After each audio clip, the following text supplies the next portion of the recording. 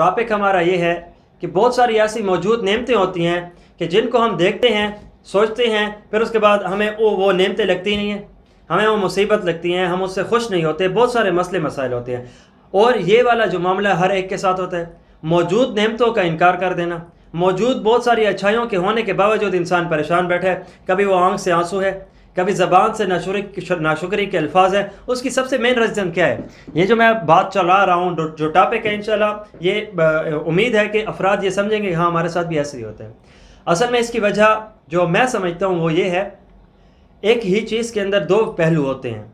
उसके अंदर थोड़े से उसकी ज़िम्मेदारी के होने की वजह से नुकसान के पहलू, तकलीफ़ का पहलू और एक नेमत का पहलू भी।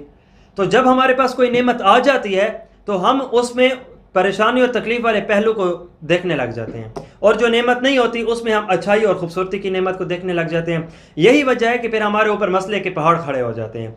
तो इसको अगर हम उलट कर लें, जो चीज़ है उसमें पॉजिटिव थिंकिंग रख के उसके अंदर जो अच्छाइयों के पहलू हैं वो देखने लग जाएं, और जो चीज़ नहीं है तो उसके अंदर अगर हम एक इजाफी जिम्मेदारी और परेशानी के पहलू को देखने लग जाएं, तो जो चीज़ मौजूद नहीं है ना वो हमें बुरी, और जो चीज़ मौजूद है अल्हम्दुलिल्लाह वो हमें अच्छी लगने लग जाएगी। और यही मेन रीज़न और मेन बेस है हमारे शुक्र करने की, हमारे अच्छे होने की, मौजूद इर्द गिर्द अच्छाइयों को फील करने की। कितने ऐसे मामला होते हैं, पैसा जेब से पैसा भरा हुआ है, हमारे पास बहुत सारे बैंक बैलेंस है, सब कुछ है, लेकिन फिर भी अगर हम देखें उससे कम पैसे वाला खुश है।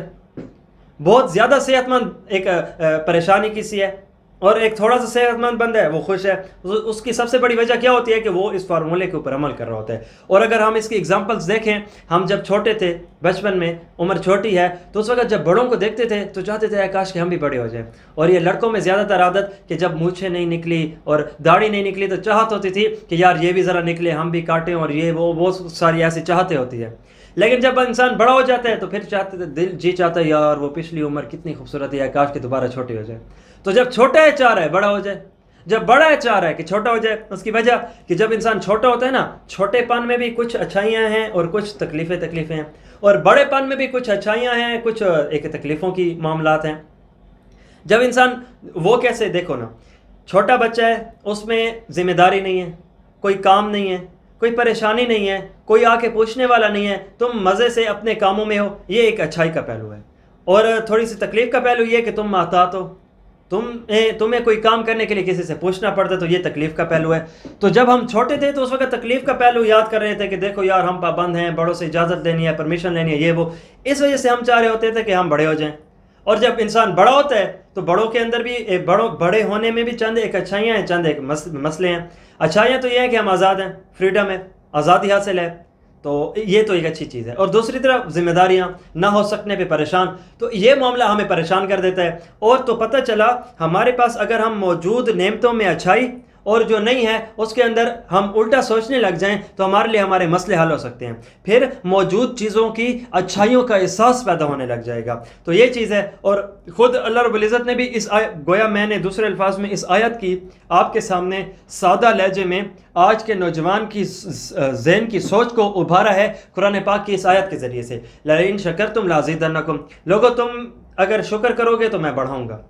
अब ये वाली आयत मेरे बातों पे कैसे फिट हो रही है? देखो अल्लाह रब्बुल इज़्ज़त ने इरशाद फरमाया अगर शुक्र करोगे तो नेमतें बढ़ाऊंगा। हम कहते हैं या अल्लाह तू नेमतें बढ़ा तो शुक्र करें, गोया हमारी एक मामला अलग है। अल्लाह रब्बुल इज़्ज़त कह रहे हैं पहला तुम्हारा काम है तुम शुक्र करो, फिर अल्लाह क्या करोगे? लाज़िदन्नकुम, फिर मुझे अल्लाह का काम है कि मैं नेमतें बढ़ाऊंगा। हम कहते हैं नहीं अल्लाह तू पहले तू कर, तो नेमतें बढ़ा, फिर हम शुक्र करेंगे। और ये मसला है, और यही हल ही है, यही प्रॉब्लम है, यही सोल्यूशन है, बस पता चल जाए।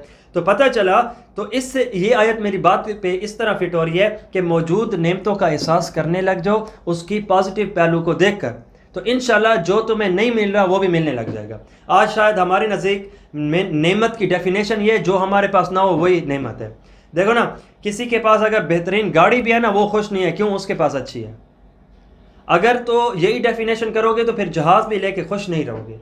और अगर तुम्हारे नज़दीक वो है कि जो तुम्हारे पास मौजूद है उसमें अच्छाई तुम देखने लगो, अल्लाह रब्बुल इज़्ज़त तुम्हें कामयाब करेंगे, तुम्हारी नेमतों को आला करेंगे।